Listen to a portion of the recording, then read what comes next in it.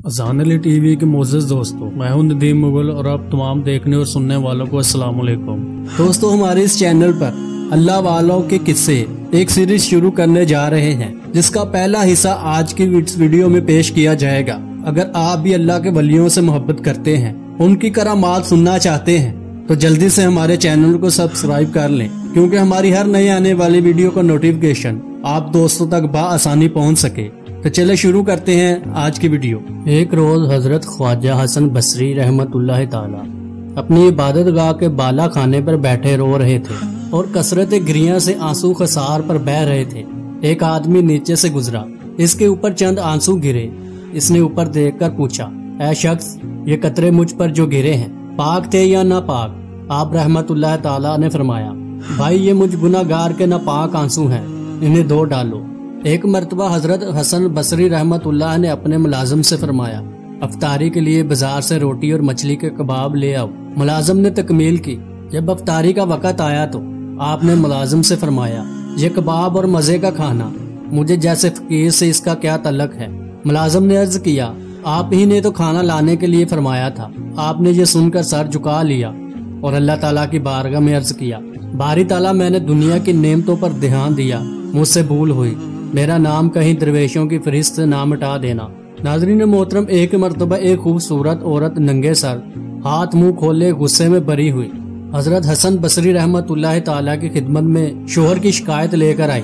आपने फरमाया, ए नेक बख्त, पहले अपने सर मुंह को ढांप ले, फिर अपने शोहर की शिकायत भी कर लेना। औरत शर्मिंदा हुई और बोली, माफ कीजिएगा, मैं अपने शोहर की मोहब्बत में आज खुद रफ्ता हो गई थी, इसी वजह से मुझे अपने तन बदन का होश न रहा। आपने इसकी ये बात सुनकर अपने दिल में कहा, ऐ हसन, अगर तू भी अल्लाह ताला की मोहब्बत और इसकी दोस्ती में ऐसी ही महबत से काम लेता तो तुझे मालूम ही न होता कि इस औरत के सर पर कपड़ा है या नहीं है। दोस्तों, एक रोज हजरत हसन बसरी रहमतुल्लाह ताला वाज कर रहे थे।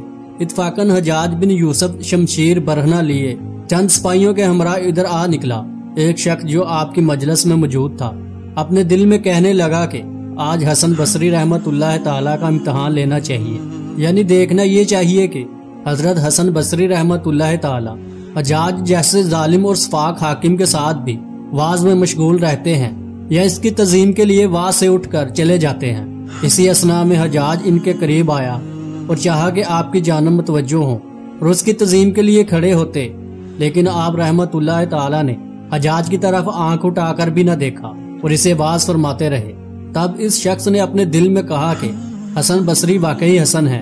जब आप वाज कर चुके तो हजाज आपके पास गया और मुसाफा करके लोगों से कहने लगा, ऐ लोगों, अगर तुम चाहो कि किसी मर्द को देखो तो हसन बसरी रहमतुल्लाह ताला को देख लो। नाज़रीन मोहतरम, एक दफा हजरत उमर बिन अब्दुल अजीज ने हजरत ख्वाजा हसन बसरी को एक खत लिखा, जिसमें दरख्वास्त की कि आप मुझे कोई नसीहत फरमाएं जिससे मुझे भी हर काम में मदद मिले। आपने जवाब में लिखा, अगर खुदा तुम्हारा मददगार है तो फिर तुम्हें बेखौफ रहना चाहिए, अगर खुदा मददगार नहीं तो किसी से कोई उम्मीद ना रखो। दोस्तों, एक मर्तबा हजरत सुफियान सूरी रहमतुल्लाह ताला राबिया बसरी रहमतुल्लाह ताला की जियारत के लिए आए। उन्होंने देखा कि एक अमीर कबीर आदमी निहायत अफसुर्दा खड़ा है। आपने पूछा तो वो कहने लगा, मैं दिनारों की एक थैली नजर के लिए लाया हूँ, मगर जनाब राबिया बसरी ने कबूल करने से इनकार कर दिया है, हो सके तो आप मेरी सिफारिश कर दें। इस पर हजरत सुफियान सूरी अंदर गए और इस आदमी का पैगाम पहुंचाया।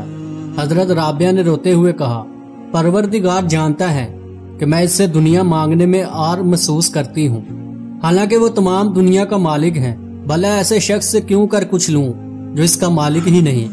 नाज़रीन मोहतरम, एक मुत्तकी खरासानी अकल हलाल की तलाश में मुल्क शाम गए। वहाँ के लोगों ने इन्हें बताया कि हसन बसरी के सिवा अकल हलाल किसी के पास मुयस्सर नहीं। इस पर वो मुत्तकी आपके पास गया। आप इसकी बात सुनकर बोले, मुझे फकीर जानकर लोग कुछ भी बेच देते हैं और जिंदा रहने के लिए कुछ खा भी लेता हूँ। इतना कहने के बाद आपने इस खरासानी को गांव में रहने वाले एक शख्स का पता दिया और कहा, इसके पास चले जाओ, शायद अकले हलाल मिल जाए। वो मुत्तकी खरासानी गांव में जाकर इस शख्स से मिला और अपना मुद्दा बयान किया, जिस पर वो बोला, अगर पहले आ जाते तो अकले हलाल मिल जाता, मगर अब नहीं, इस वास्ते कि एक रोज मेरे बैल आपस में लड़ते हुए दूसरे के खेत में जा पड़े اور اس کے کھیت کی مٹی ان کے پاؤں میں لگ کر اس کھیت میں مل گئی، اس لیے اس کھیت کا اناج عقل حلال نہیں رہا۔ دوستو، شیخ سری سکتی کے پاس ایک روز ابو القاسم حضرت جنید تشریف لائے اور انہوں نے روتا ہوا پایا اور پوچھا، حضرت آپ کیوں رو رہے ہیں؟ فرمایا، کل شب کو میری لڑکی آئی تھی۔ اس نے کہا، ابا جان، آج کی رات سخت گرمی ہے، میں پانی کی تھیلی ٹھنڈے ہونے کے لیے کسی جگہ لٹکا دیتی ہوں۔ میں نے کہا، اچھا جہاں موقع دیکھو وہاں لٹکا دو۔ وہ تو لٹکا کر چلی گئی، مگر میں نیند کے غلبے سے سو گیا۔ خواب میں کیا دیکھتا ہوں کہ ایک عورت نہایت حسین و جمیل، جس کی نظیر دنیا میں نہیں ملتی، آسمان سے زمین پر اتری۔ میں نے اس سے پوچھا، تو کس کے لیے ہے؟ اس نے کہا، کسی کے لیے بھی صحیح، مگر اس کے لیے نہیں ہوں جو ٹھنڈا پانی پیے گا۔ میں یہ خواب دیکھ کر بیدار ہو گیا اور اس سے تھیلی کو پھاڑ دیا۔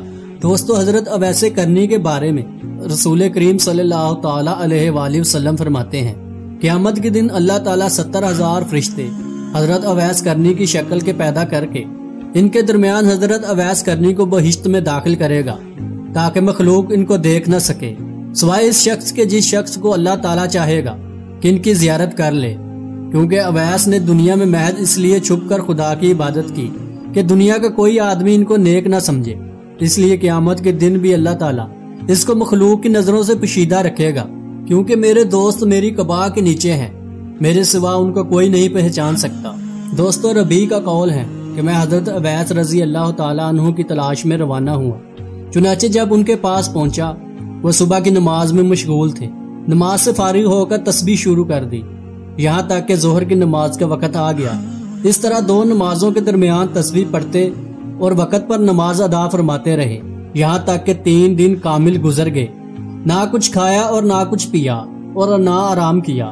چوتھی رات میں دیکھا کہ یوں ہی ذرا سی آنکھ لگی، مگر فوراً ہی بیدار ہو کر مناجات کرنے لگے کہ خداوند، میں ایسی آنکھ سے جو زیادہ سوئے اور ایسے پیٹ سے جو زیادہ کھائے تیری پناہ چاہتا ہوں۔ میں نے یہ حال دیکھ کر اپنے دل میں کہا، میرے لیے اتنا ہی کافی ہے، اور میں واپس چلا آیا۔ ناظرین محترم، آج کی ویڈیو میں بس اتنا ہی۔ اس سلسلے کے دوسرے حصے کے ساتھ آپ کی خدمت میں بہت جلدی حاضر ہوں گے۔ تب تک اجازت دیجیے۔ اللہ نگہبان۔